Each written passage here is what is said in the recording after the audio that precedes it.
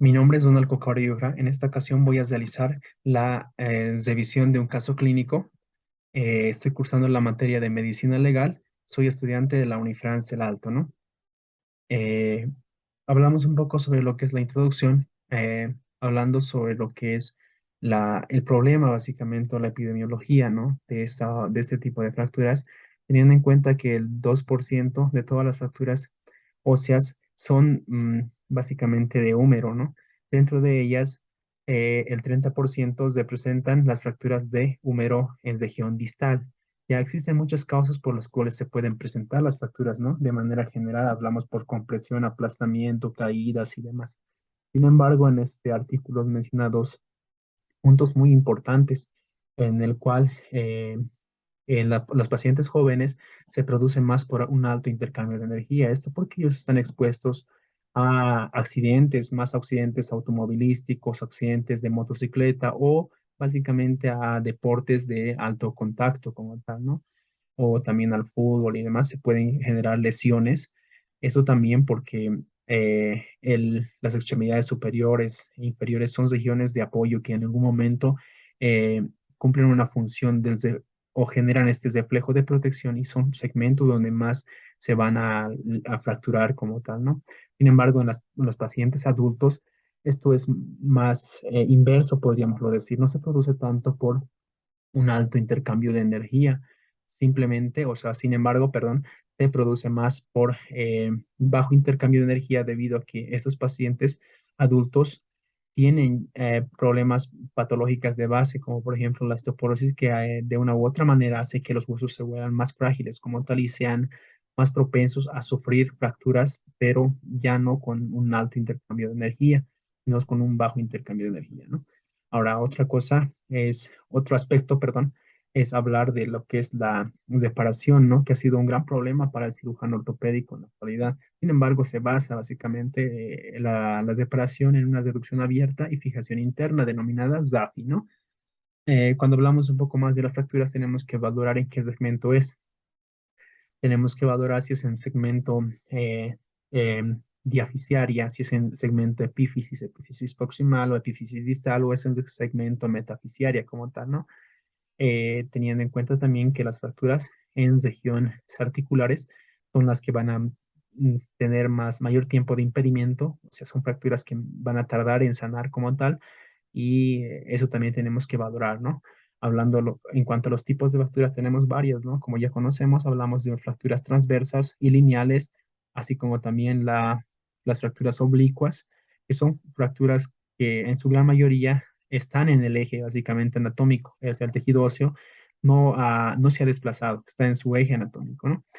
Eh, Sin embargo, también encontramos las fracturas oblicuas descompuestas, que en este caso sí se ha desplazado del eje anatómico, del eje central como tal o del eje anatómico normal, ¿no?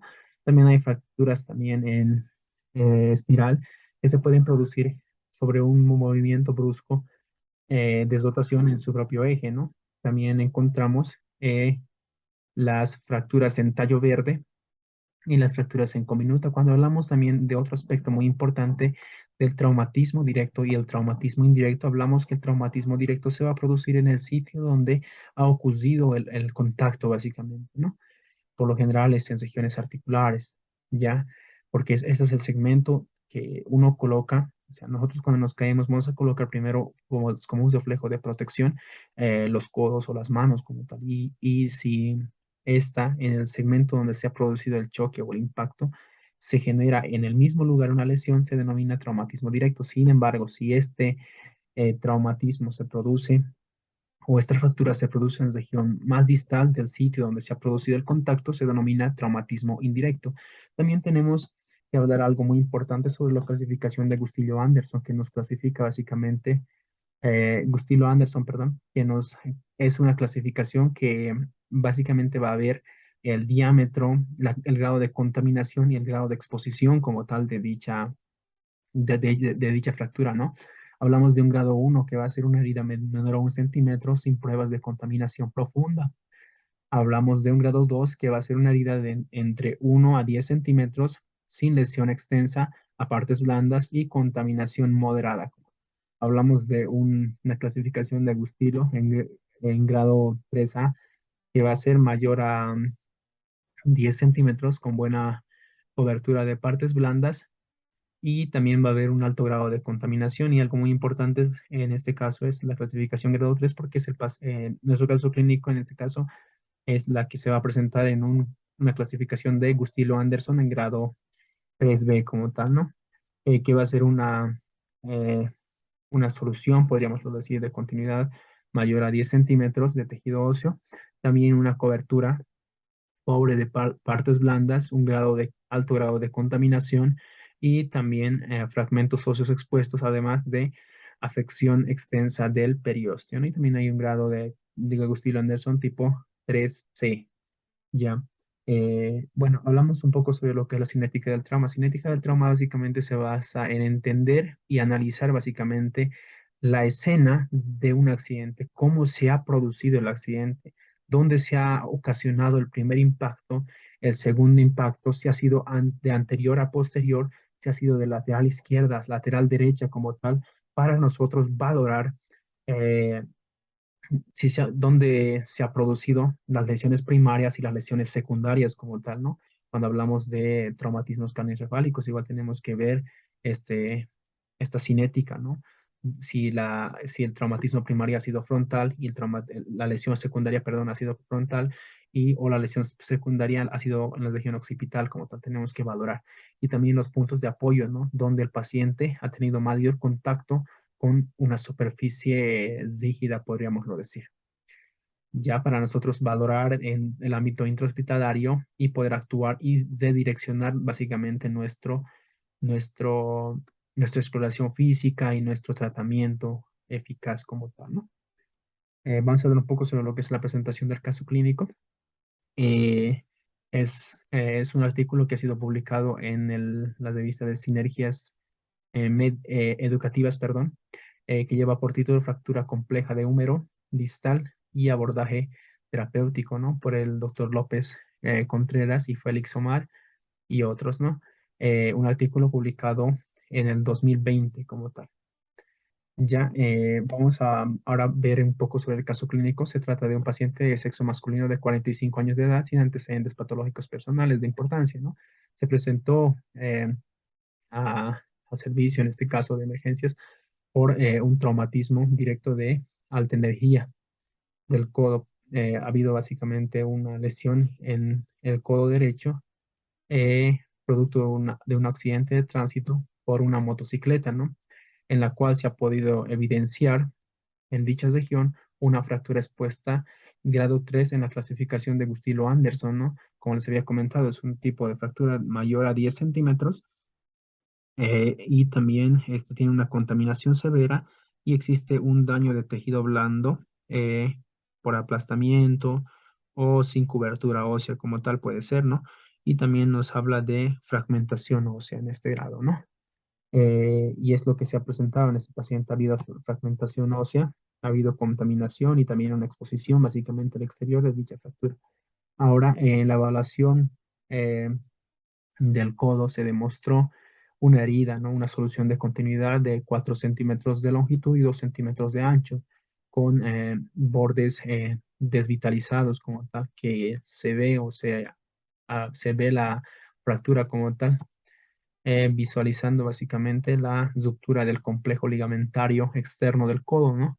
Y también se ha llegado al diagnóstico de una fractura de húmero distal como tal, con presencia de con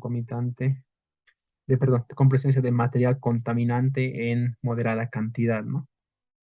Como se había dicho, estaba en la clasificación 3 de Gustilo-Anderson. Ahora, en cuanto a los estudios que se ha realizado también una radiografía, ¿no? Evidentemente, y también se ha realizado una tomografía axial computarizada y posteriores de construcción en 3D, en la cual se ha evidenciado básicamente, ¿no? Fractura intraarticular desplazada, impactada básicamente con contaminación metafisiaria, cominución, perdón, metafisiaria de la extremidad distal del húmero derecho, ¿no? Eh, Ahí se ve en la imagen, ¿no? La fractura en región epifisiaria epífisis distal, en este caso, en la región articular como tal, del eh, húmero radial, húmero cubital, ¿no? Y se ve que hay fragmentación de tejido óseo como tal en cuanto a lo que es la radiografía, ¿no?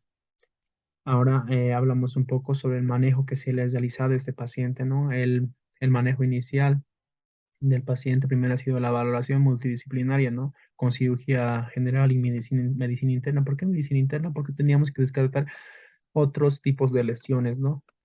Evidentemente, a la valoración no se ha encontrado ningún otro tipo de fractura y demás, por lo que se ha procedido a realizar la limpieza quirúrgica y estabilización, básicamente, de la fractura, ¿no? Se ha realizado un total de 6 limpiezas quirúrgicas subsecuentes en las siguientes 3 semanas después de la internación del paciente, hasta cerciorarse básicamente de que no haya material contaminado, perdón, o proceso infeccioso como tal, ¿no? Para posteriormente ya realizar, ¿no? La conversión de la fijación externa a la osteosíntesis definitiva con doble placa LC-DSP de 3,5 milímetros, ¿no? Bueno, por último, tenemos que nosotros, ante una fractura, desde el punto de vista legal, tenemos que valorar, ¿no? El mecanismo de cómo se ha producido dicha fractura. Para eso es muy importante valorar la cinética del trauma y también tenemos que valorar dónde se ha producido la fractura, ¿no? Dónde se ha producido, si ha sido en región articular o en región del cuerpo de un hueso largo, ¿ya? O tenemos que valorar esto muy importante. ¿Por qué? Porque eh, cuanto la le- cuando la lesión, perdón, se produce en región articular, los días de impedimento son mucho más. Si esta persona está trabajando en algún tipo de empresa y demás, los días, el doctor le va a colocar mayor días de impedimento al laboral como tal, eh, porque son segmentos donde tardan en degenerarse, podríamos decir, perdón, no en degenerarse, en sanar como tal, ¿no? Entonces, por eso los días de impedimento son mucho mayores, porque son segmentos móviles y esto va a retrasar, podríamos decir, en la recuperación. Ya también hay que valorar básicamente los factores que han provocado que se desencadene este accidente, si el paciente estaba en estado de ebriedad o no estaba en estado de ebriedad. ¿Por qué? Porque es muy importante. Si el paciente estaba en estado de ebriedad, no hay seguro, ¿no? O si bien el otro paciente se ha impactado con un auto, que no nos dice el artículo, el paciente si estaba en estado de ebriedad, el seguro no lo va a cubrir y demás, ¿no? Y es muy importante también realizar una buena historia clínica para que nosotros podamos realizar o podernos evitar posibles eh, problemas judiciales, ¿no? Bueno, eso sería. Muchas gracias.